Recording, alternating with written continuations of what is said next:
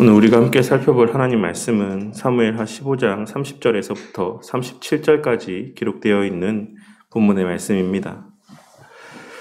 본문의 배경이 되는 가장 주된 사건은 우리가 함께 읽은 말씀에 또 기록되어 있는 내용에서와 같이 압살롬의 다윗을 향한 반역의 사건이라고 할 수 있습니다. 압살롬의 다윗을 향한 반역에 대한 내용은 15장 1절에서부터 서술되고 있는 것을 우리는 본문의 내용을 통해 확인할 수가 있습니다. 압살롬은 7절에 기록된 말씀에서와 같이 4년여 동안 반역을 준비하였는데 그는 병거와 말들을 준비하였고 또한 호위병들을 두어서 반역을 위한 기초적인 장비와 병력들을 갖추었습니다. 그리고 또한 4년여의 시간 동안 다윗을 향한 민심을 자신에게로 돌리기 위한 여러 가지 노력들을 부단히 기울였던 것입니다. 압살롬의 반역이라고 하는 것은 표면적으로는 다윗의 우유부단함과 압살롬의 회개할 줄 모르는 패역함과 탐욕이 빚어낸 사건이라고 여겨질 수도 있지만 이 사건은 단지 한 자식의 패륜과 배반으로만 볼 수는 없는 사건이라고 할 수 있습니다. 왜냐하면 이 반역 가운데는 많은 유다 사람들과 이스라엘 사람들이 함께 가담하였기 때문입니다. 그렇게 이 압살롬의 반역 사건의 이면에는 하나님께서 세우신 다윗이라고 하는 왕의 통치를 이스라엘 백성들이 거부한 사건으로 이스라엘이 지금 사울 때와 같이 인본주의적인 왕정으로 회귀하고 있다는 사실을 나타내 보여주는 사건이라고 할 수 있는 것입니다. 하지만 하나님께서는 이 사건 가운데 궁극적으로 다윗의 손을 들어주심으로 이스라엘이 사람의 생각과 판단에 의해 세워지고 다스려지는 인본주의 국가가 아닌 하나님께서 세우신 왕들을 통해 하나님께서 친히 다스리시는 신정국가라고 하는 사실을 확증하여 주고 있으신 것입니다. 물론 큰 틀에서의 그와 같은 사건들 내면에는 다윗에 대한 하나님의 징계의 의미도 담겨져 있고 그 가운데 그와 같은 하나님의 징계로 말미암아 다윗이 회개하고 또한 영적인 성숙과 진보가 나타나는 모습들도 발견되어지고 있긴 하지만 오늘 이 시간에는 전체적인 큰 틀에서의 내용의 의미만 함께 살펴보고자 합니다. 15장 14절 말씀을 보시면 다윗은 압살롬의 반역 소식을 접하고 난 이후에 황급히 예루살렘을 버리고 도망하는 모습에 대한 내용이 기록이 되어 있습니다. 일반적으로 사람들이 반역을 하였을 때 가장 우선적으로 또한 가장 필수적으로 행해야지만 되는 일이 무엇이라고 생각하십니까? 그것은 바로 왕궁을 점령하는 것입니다. 그렇게 우리나라 역사 가운데서도 수많은 반정들 가운데 반란을 일으킨 무리가 가장 우선적으로 행하였던 일들이 바로 왕궁을 점령하고 왕을 끌어내리는 것이었다라는 사실을 우리는 역사적인 자료와 내용들을 통해 확인할 수가 있는 것입니다. 하지만 오늘 말씀에서의 다윗은 스스로 예루살렘 성을 버리고 도망을 하고 있습니다. 그렇다면 다윗은 왜 스스로 예루살렘 성을 버리고 피난길에 오른 것이겠습니까? 사실 예루살렘 성은 우리가 기록된 말씀의 내용들을 통해서 확인할 수 있는 것처럼 쉽게 함락할 수 없는 견고한 요새였다라는 사실을 우리는 잘 알고 있습니다. 그리고 비록 다윗이 조금 늙었다라고 할지라도 그는 평생을 전쟁터에서 살다시피 한 용맹한 용사였다라는 사실 또한 우리는 잘 알고 있는 것이며 그에게는 여전히 충성스러운 부하들이 일부 남아있었다라는 사실 또한 우리는 기록된 말씀의 내용들을 통해 확인할 수가 있습니다. 이와 같은 사실들을 미루어서 짐작해 보았을 때 다윗이 싸움에 임하지 않고 성을 버리고 도망한 것은 단지 외적인 열세를 인식하고 질 것을 확신함 가운데 질의 겁을 먹고 도망친 것이 아닌 압살롬의 반란이 자신이 우리아를 죽이고 밧세바를 범한 죄에 대한 하나님의 징계라는 사실을 깨달았기 때문이라고 보는 것이 더 합당한 견해라고 할 수가 있는 것입니다. 그렇게 다윗은 자신의 범죄함의 결과로 찾아온 이 반역으로 인한 전쟁의 화마에 하나님의 성 예루살렘이 휩싸이게 되는 것을 원하지 않았던 것이라고 할 수 있는 것이며, 그렇게 압살롬의 반란군이 도착하여서 싸움이 발발하기 이전에 속히 예루살렘 성을 떠나고자 서둘렀던 것이라고 할 수 있는 것입니다. 다윗의 그와 같은 마음은 24절 말씀에서 사독과 아비아달이 언약궤를 메고 다윗의 일행과 그 발걸음을 함께 하고자 했을 때 언약궤를 다시 돌려보낸 사건을 통해서도 확인할 수가 있을 것입니다. 이스라엘 사회와 그 민족들 가운데서 언약궤가 의미하는 바는 하나님의 임재하심과 동행하여 주심, 그와 같은 놀라운 의미, 엄청난 의미를 담고 있는 것이라고 할 수 있습니다. 그렇게 하나님의 언약궤와 함께한다라고 하는 것은 곧 승리를 보장하는 하나의 중요한 요소라고도 할 수가 있는 것입니다. 그렇게 이스라엘 백성들은 사무엘상 4장에서 블레셋과의 전쟁터에 엘리의 두 아들 홈니와 비느하스를 통해 언약궤를 가지고 전쟁터로 나아가 그 전쟁을 승리로 이끌고자 하였던 것이고, 다윗은 그러한 상징적인 의미의 언약궤를 다시 예루살렘으로 돌려보냈던 것입니다. 이는 1차적으로 다윗 자신이 위에서 언급한 바와 같이 범죄한 자신의 징계의 그 피난길에 언약궤가 함께 유랑하게 되는 것을 원치 않았기 때문이며, 2차적으로는 그러한 하나님의 임재의 상징인 언약궤가 없어도 하나님께서는 자신과 함께 하실 것이다라고 하는 믿음이 그 마음 가운데 있었기 때문이고, 궁극적으로는 말씀에 기록된 바와 같이 하나님께서 자신을 다시 언약궤가 있는 예루살렘으로 인도하여 주실 것에 대한 확신이 그 마음 가운데 있었기 때문이라고 할 수 있습니다. 그는 여느 이스라엘 백성들과 같이 언약궤를 주술적인 의미나 자신의 개인적인 유익을 위한 용도로 사용하고자 하지 않았던 것이라고 할 수 있는 것입니다. 그러한 이유로 언약궤와 함께 사독과 아비아달을 예루살렘으로 돌려보내면서 다윗은 대신 그들에게 한 가지 명령을 내리고 있습니다. 그리고 그것은 바로 예루살렘으로 돌아가 그곳의 상황을 자신에게 알려달라는 것이었습니다. 그렇게 사독과 아비아달을 언약궤와 함께 예루살렘으로 돌려보낸 이후 다윗은 오늘 본문 30절 말씀에서와 같이 머리를 가리고 맨발로 울며 감람산 언덕을 걸어가고 있었습니다. 이는 큰 수치와 슬픔을 나타내는 행위이자 더욱이 맨발로 걸었다라고 하는 것은 하나님 앞에서의 죄를 회개하며 스스로를 겸허히 낮추는 행위라고 할 수가 있습니다. 그리고 그가 울었다라고 하는 것은 자신의 범죄함으로 말미암아 처하게 된 자신의 그 비참한 상황에 대한 한탄을 의미하는 것이기도 하고, 자신의 부족하고 연약한 모습에 대한 깨달음에서 오는 그와 같은 자괴감의 눈물이라고도 할 수가 있을 것입니다. 마치 베드로가 예수님을 부인하고 저주한 이후 예수님과 그 두 눈이 마주쳤을 때 밖으로 뛰쳐나가 심히 통곡하였던 것처럼 다윗 또한 자신의 보잘것없음에 대한 그 자아가 완전하게 깨어지고 무너짐에서 비롯되는 아픔과 고통, 그리고 자신이 저지른 죄에 대한 뼈저린 후회와 회개, 그리고 그 징계의 대상이 바로 다른 사람이 아닌 자신의 사랑하는 아들이라는 사실에서 비롯된 큰 슬픔 가운데 눈물을 흘리며 하나님 앞에 겸허히 피난길을 떠나고 있었던 것입니다.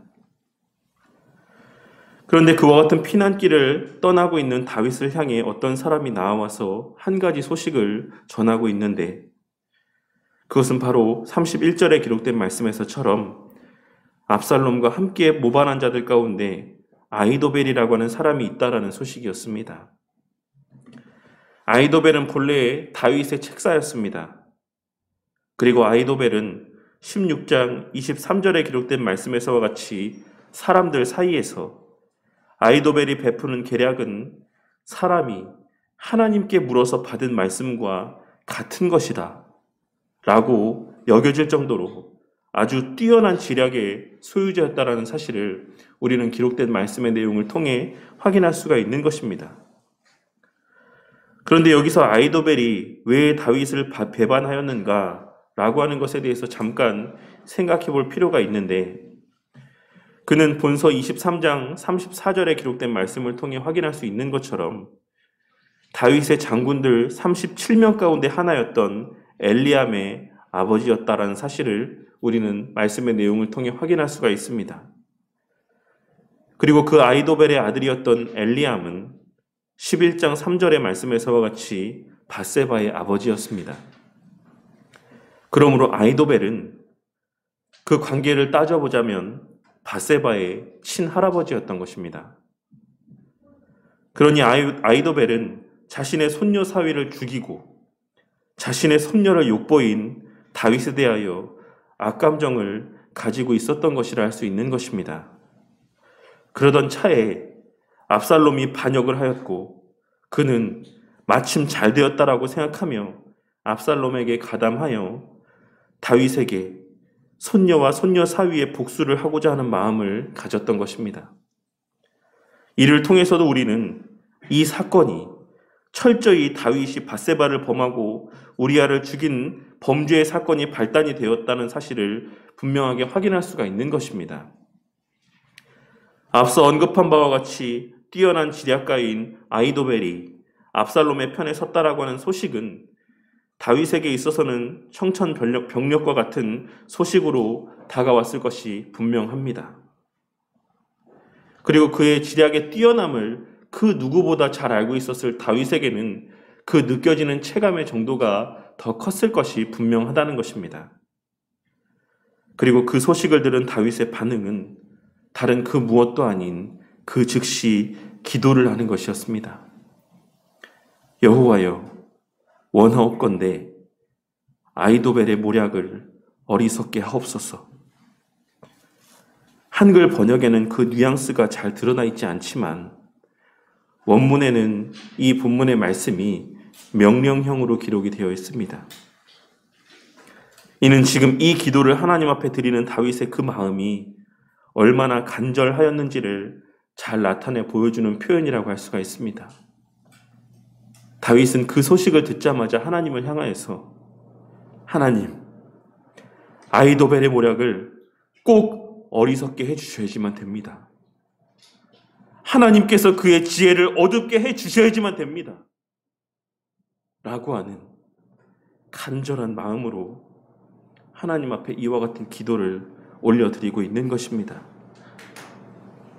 그리고 그 소식을 들은 그 자리에서의 하나님을 향한 기도가 끝나고 난 이후에 다윗은 가던 발걸음을 다시 계속하여 옮기기 시작하였습니다.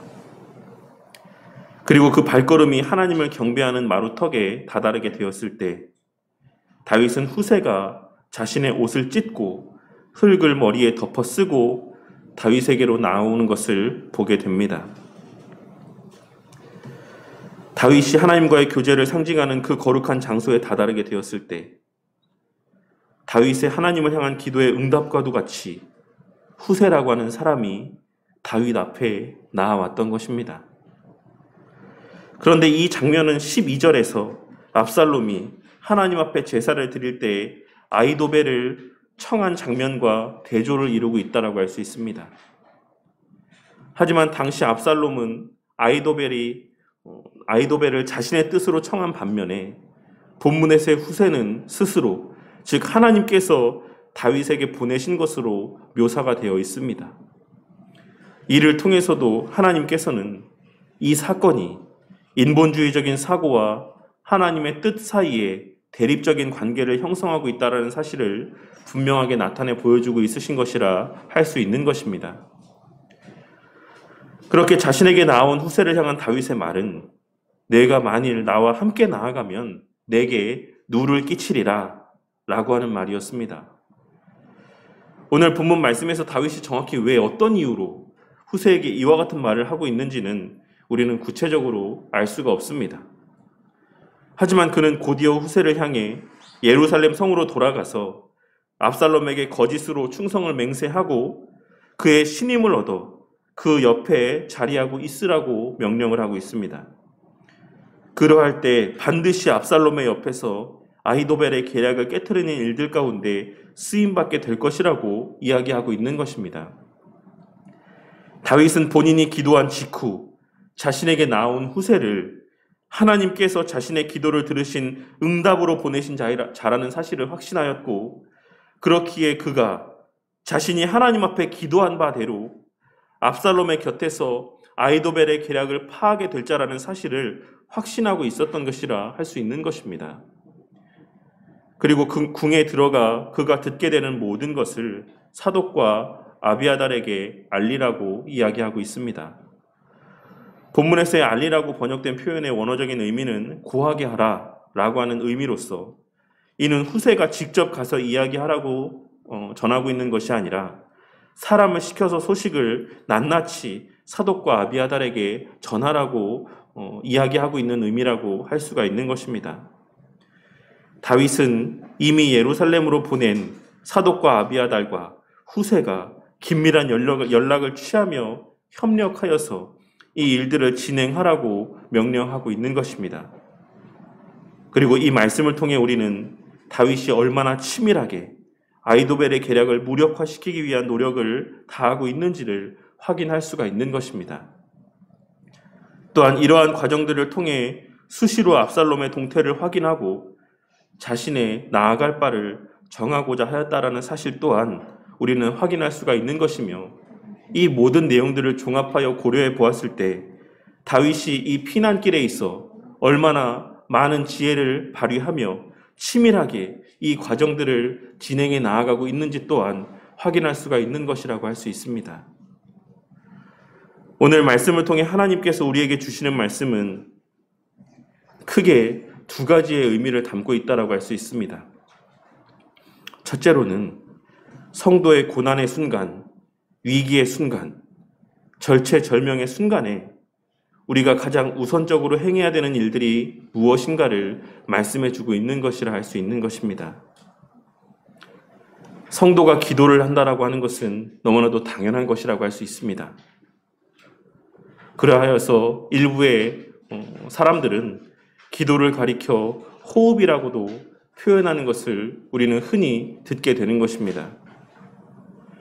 평상시에도 성도가 기도를 한다라고 하는 것은 당연한 것이지만, 성도에게 있어서 가장 위급한 순간, 삶의 중요한 순간 속에서도 성도들은 기도를 해야 되는 것이 마땅합니다. 그리고 성도들에게 있어 이 기도를 해야지만 된다라고 하는 말은 사실 너무나도 원론적이고 기본에 해당되는 말씀이라고 할 수 있지만, 실제 삶에서 진정 중요한 순간에 다윗과 같이 하나님 앞에 무릎을 꿇는 자의 모습은 그리 보편적인 모습이라고 할 수 없는 것이 또한 우리의 모습의 실제라고 할 수 있는 것입니다. 왜 그런 것이겠습니까?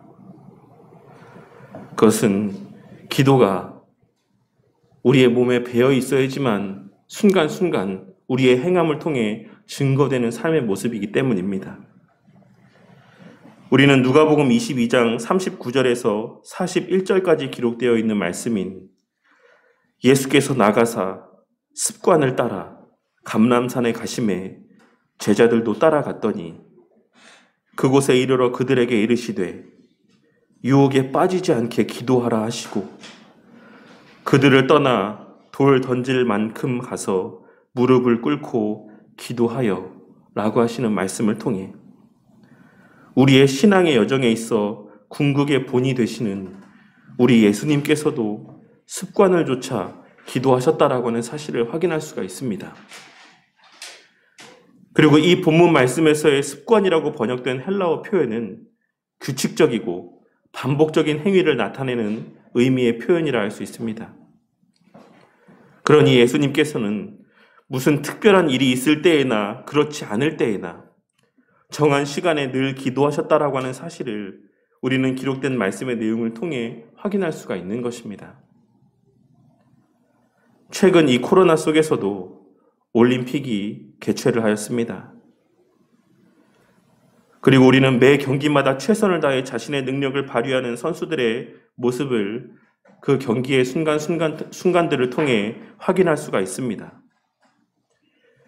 운동 경기는 우리가 잘 알고 있는 바와 같이 늘 자신이 생각한 대로 그 모든 경기의 흐름이 흘러가는 것이 아니다라고 하는 사실을 우리는 경기의 내용들을 목도함을 통해 확인할 수가 있습니다. 그리고 운동선수가 그와 같은 예상치 못한 돌발 변수 가운데 그러한 결정적인 순간 가운데 그 온전한 기량을 발휘하기 위해서는 그들의 의지적인 행동으로서 어떤 모습들을 나타내 보이기보다는 수없이 반복된 훈련의 결과로 그 몸에 배어있는 본능적인 반응으로 그 위기의 순간들을 넘긴다라고 하는 것을 우리는 또한 그 선수들의 고백을 통해 확인할 수가 있는 것입니다.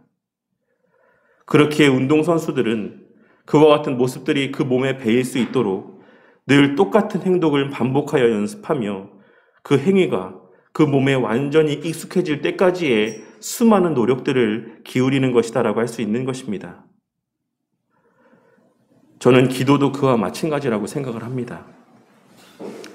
물론 운동을 연습하는 그 모습들과 기도가 완전히 똑같을 수는 없겠지만 운동선수들과 같이 평소에 기도하는 것이 그 몸에 배어있는 자들이 그 삶에서의 결정적인 순간 가운데서도 오늘 말씀에서의 다윗과 같이 그 즉시 무릎을 꿇고 하나님 앞에 기도할 수 있는 것임에는 틀림이 없는 것이다라고 생각을 하는 것입니다. 반면에 평소에 하나님보다 세상의 것들을 더 의지하는 자들은 평소에도 기도하지 않을 뿐더러 삶의 결정적인 순간 속에서도 결코 기도하지 않을 것입니다. 설령 기도를 한다라고 할지라도 진정한 기도, 진실된 기도가 아닌 형식적인 기도를 할 확률이 높다라는 것입니다. 거짓말 같으실 수도 있겠지만 지금 내가 매일, 매 순간 기도하는 삶을 살지 않고 있다라고 한다면 정말 중요한 순간들을 맞닥뜨리게 되었을 때 그 순간을 벗어나기 위해 기도하기보다는 그 순간을 무사히 넘길 수 있는 세상적인 방법은 무엇인지 그러한 방법을 찾기 위한 염려 가운데 머물고 있는 자신을 발견하게 될 수 있을 것이라고 생각을 합니다. 오늘 말씀에서 다윗은 비록 자신의 범죄함으로 징계를 받는 과정 가운데 있었지만 그럼에도 그러한 과정 속에서도 하나님을 의지하였습니다. 그리고 하나님께서는 결코 당신의 자녀의 그와 같은 기도에 외면하지 않으셨던 것입니다. 사실 아이도벨이 압살롬을 도운 것에 대하여 우리가 일방적으로 아이도벨만을 탓할 수 있겠습니까? 그 손녀가 그 왕으로부터 그와 같은 욕을 보였음에도 불구하고 아무런 행동도 할 수 없었던 그 아이도벨의 마음을 우리가 헤아릴 수 있겠습니까?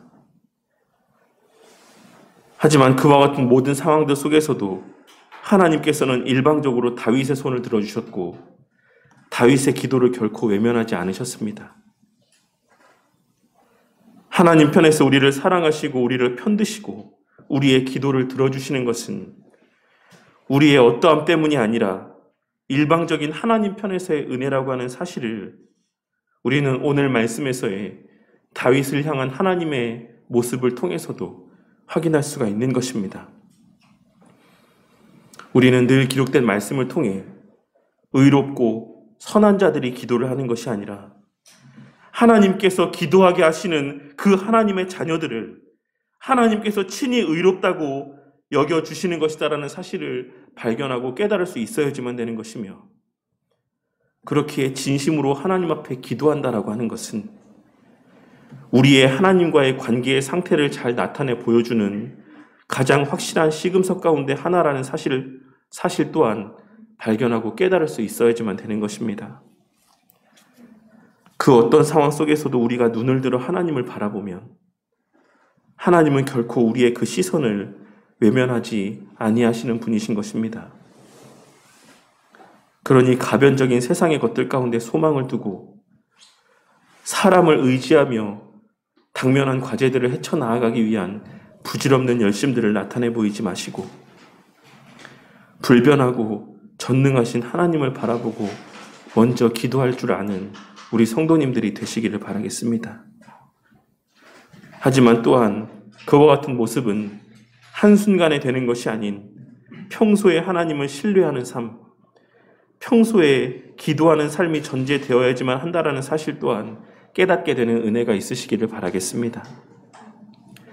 그러니 설령 지금 당장 시급한 기도의 제목이 없을지라도 늘 말씀을 보고 기도하는 모습들이 우리 성도님들의 삶 가운데 늘 익숙하게 자리하게 되기를 바라겠습니다. 그리고 또한 기도라고 하는 것은 어떤 구색을 갖춘 기도만이 하나님께서 들으시는 기도라고 생각하지 마시고 늘 일상에서의 삶 가운데 하나님과 대화를 하듯 무시로 기도하는 삶을 살아가는 우리 성도님들이 또한 되시기 바라겠습니다.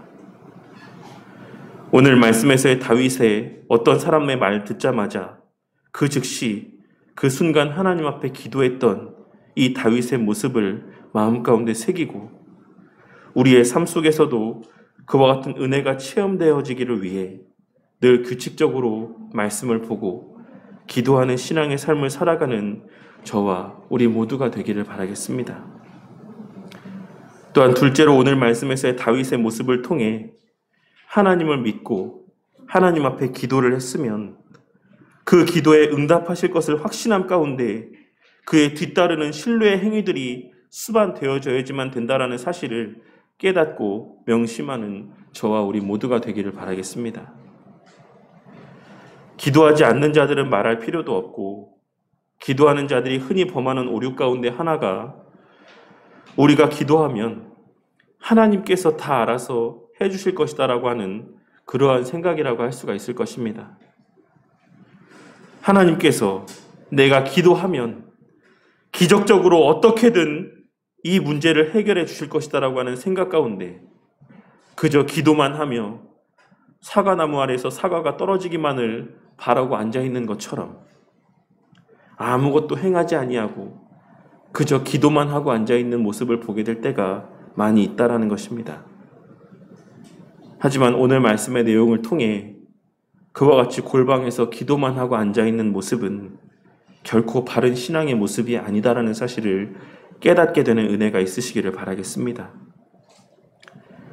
다윗은 하나님께서 아이도벨의 모략을 파하여 주시기를 위해 기도하며 그 응답을 그저 가만히 앉아 기다리기만 한 자가 아니었습니다.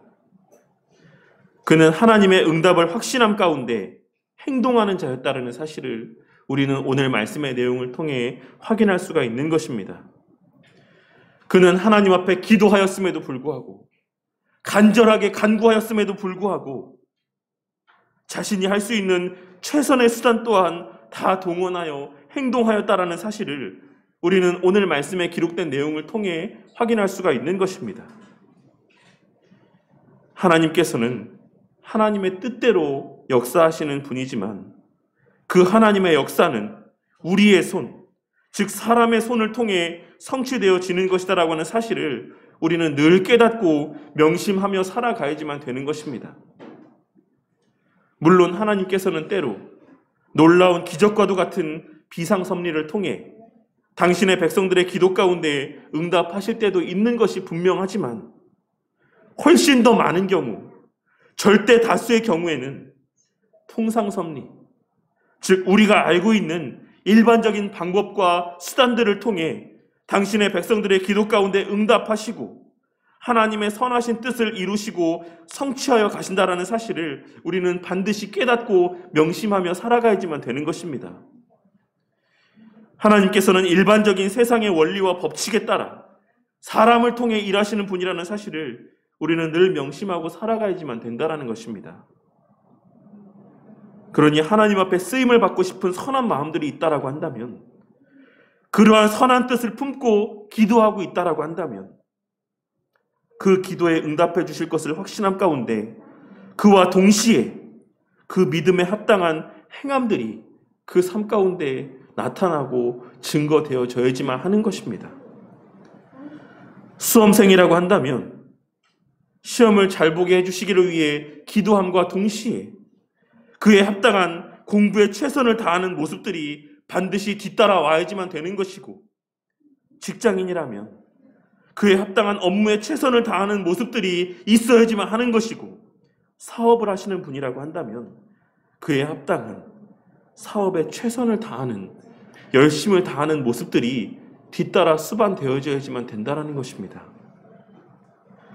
우리 성도님들은 믿음이라고 하는 미명하에 누가 봐도 무모한 신앙의 행위들을 나타내 보이는 성도님들이 되지 않으시기를 바랍니다.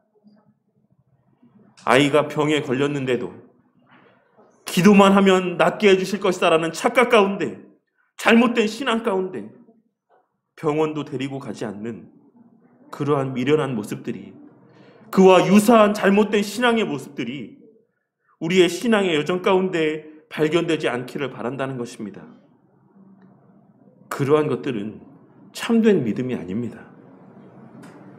그저 골방에서 기도만 하고 앉아있는 것은 결코 참된 믿음도 아니고 바른 믿음의 모습도 아니다라는 사실을 우리는 깨달아야지만 된다는 것입니다.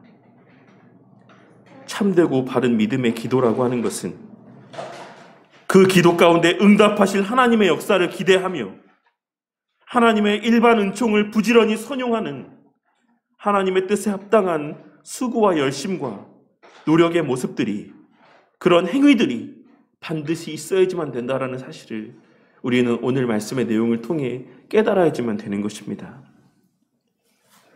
혹 이 자리에 계신 성도님들 가운데 다윗과 같은 어려움의 상황, 곤란한 상황 가운데 있으신 성도님들이 있으십니까? 그렇다면 지금 이 순간, 그와 같은 어려움을 직면한 그 순간, 나는 그 어려움과 곤란을 극복하기 위해 무엇에 가장 많은 시간과 노력을 할애하고 있는지 한번 생각해 보시기를 바라겠습니다. 정말 내가 하나님의 살아계심을 믿고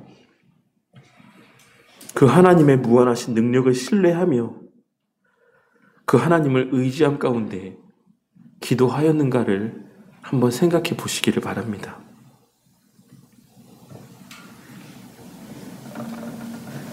그리고 혹 어려움이 없으신 평탄하고 평안한 삶을 보내고 있으신 성도님들이 있으시다라고 한다면 일상의 삶 가운데 하나님과 대화하듯 무시로 기도하고 또 매일의 삶 가운데 시간을 정하여 하나님과의 기도의 교제의 시간을 갖는 우리 성도님들이 되시기를 바라겠습니다. 그리하여 비록 지금은 그와 같은 어려움들을 맞닥뜨리지 아니하였지만 언젠가 맞닥뜨리게 될 수도 있을 우리 삶에서의 큰 환난들을 경험하게 되었을 때 그 순간 그 즉시 주님 앞에 무릎 꿇고 기도하게 되는 우리 성도님들이 되시기를 간절히 소망하는 것입니다. 그리고 기도하시는 분들은 제발 아이도벨의 모략을 어리석게 하옵소서라고 기도하는 것에서 끝나는 삶, 그저 기도만 하고 앉아있는 그러한 삶을 나타내 보이는 자들이 되지 마시기를 바라겠습니다. 기도를 통해 그 마음 가운데 확신을 얻으셨다라고 한다면 그 몸을 움직이시고 행동하시는 성도님들이 되시기를 바란다는 것입니다. 하나님께서는 우리의 손과 발을 통해 우리에게 허락하신 환경들을 선용하셔서 하나님의 뜻을 성취하시고 우리의 기도 가운데 응답하시는 분이시라는 사실을 깨닫게 되는 은혜가 있으시기를 바라겠습니다. 살을 빼게 해달라고 기도하셨으면 그 응답을 믿고 열심히 운동을 하고 시험을 잘 보게 해주실 것을 기도하였으면 그 응답을 기대하며 열심히 공부하는 우리 성도님들이 되시고 병을 낫게 해주실 것을 하나님 앞에 기도한다라고 하면 그 응답하실 것을 믿고 신뢰함 가운데 열심히 치료를 잘 받으시고 몸에 좋다 하는 여러 가지 우리의 노력들을 최선을 다해 기울이는 그러한 삶을 살아가는 저와 우리 모두가 되기를 바란다는 것입니다. 엄밀히 말해서 기도에 뒤따르는 그 기도와 관련된 행위가 없다라고 하는 것은 우리의 하나님을 향한 믿음이 없거나 혹은 우리가 우리 하나님을 잘못 알고 있거나 이 둘 중 하나라는 사실을 우리는 반드시 깨달아야지만 되는 것입니다. 우리가 잘 알고 있는 루터라고 하는 우리 신앙의 선배는 내가 단 하루라도 기도를 게을리한다라고 하면 타오르는 믿음의 불길의 상당 부분을 잃고야 말 것이다라고 이야기하며 그 하루의 삶에 있어 가장 소중한 3시간을 말씀을 보고 기도하는 일 가운데 할애하였다라고 합니다. 그 결과 그는 순간순간 주시는 하나님의 확신을 붙잡고 순종하며 수고함으로 훗날 종교개혁에 큰 불씨를 일으키는 귀한 일들 가운데 쓰임을 받았다라고 하는 사실을 우리는 그와 같은 신앙의 인물의 모습을 통해 확인할 수가 있는 것입니다. 결코 그 출발은 크게 시작된 것이 아니었다라는 사실을 우리는 깨달아야지만 될 것입니다. 그 일상에서의 하나님을 신뢰하는 삶과 그 신뢰를 기반으로 한 작은 순종과 행함의 모습들이 결과적으로 하나님 앞에 크게 쓰임받는 원동력이 되었다라는 사실을 우리는 깨달을 수 있어야지만 되는 것입니다. 우리 성도님들은 오늘의 말씀을 마음 가운데 새기시고 우리 삶에 있어서의 이 최우선적인 기도와 또한 믿음의 수고의 영적 관계를 바르게 깨닫고 행하며 살아가는 우리 성도님들이 되심으로 그 어떤 삶의 순간 속에서도 하나님을 기쁘시게 하고 또한 하나님으로 말미암는 기쁨을 누리고 체험하고 만끽하게 되는 은혜를 충만히 누리시는 우리 바른교회 성도님들이 되시기를 주님의 이름으로 간절히 축원합니다.